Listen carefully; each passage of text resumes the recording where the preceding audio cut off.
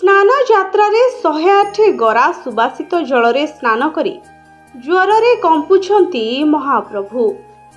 ଆୟୁର୍ବେଦ ଚିକିତ୍ସାର ପ୍ରୟୋଗଶାଳା ପାଲଟିଛି ଶ୍ରୀମନ୍ଦିର। ସ୍ନାନ ଯାତ୍ରାରେ ପରିଧାନ କରିଥିବା ଓଦା ବସ୍ତ୍ର ଶ୍ରୀଅଙ୍ଗରୁ ଫିଟାଯିବା ପରେ ବୁଧବାର ଶ୍ରୀଅଙ୍ଗ ଫିଟାନିଦି କରୁଛନ୍ତି ଦଇତାପତି।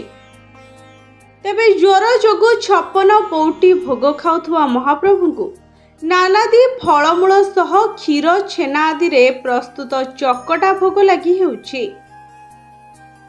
ଅଣସର ପାଇଁ ମହାପ୍ରଭୁ ଶୁକ୍ଳ ବସ୍ତ୍ର ପରିଧାନ କରିବା ସହ କେବଳ ଶୁକ୍ଳ ଫୁଲ ଲାଗି ହେଉଛନ୍ତି। ଆସନ୍ତାକାଲି ବଡ଼ ଓଡ଼ିଆ ମଠ ପକ୍ଷରୁ ପ୍ରସ୍ତୁତ ଫୁଲୁରି ତେଲ ଲାଗି ହୋଇ ମହାପ୍ରଭୁ ଜ୍ୱରରୁ ସୁସ୍ଥତା ଅନୁଭବ କରିବେ। ହେରା ପଞ୍ଚମୀ ଦିନ ଶୁଦ୍ଧ ରାଶି ତେଲରେ ଚେରମୂଳି ଓ ସୁବାସିତ ଫୁଲ ପକାଇ ଏକ ପାତ୍ରରେ ରଖି ତାକୁ ମାଟି ତଳେ ପୋତା ଯାଇଥାଏ। ଦେବସ୍ନାନ ପୂର୍ଣ୍ଣିମା ପୂର୍ବ ଦିନ ମାଟି ତଳୁ ତେଲକୁ ବାହାର କରାଯାଇ ପଞ୍ଚମୀ ଦିନ ତେଲକୁ ଛଣାଯାଏ ଏବଂ ଅମୁଣିଆ ପ୍ରସ୍ତୁତ କରି ମହାପ୍ରଭୁଙ୍କ ପାଇଁ ପଠାଯାଇଥାଏ।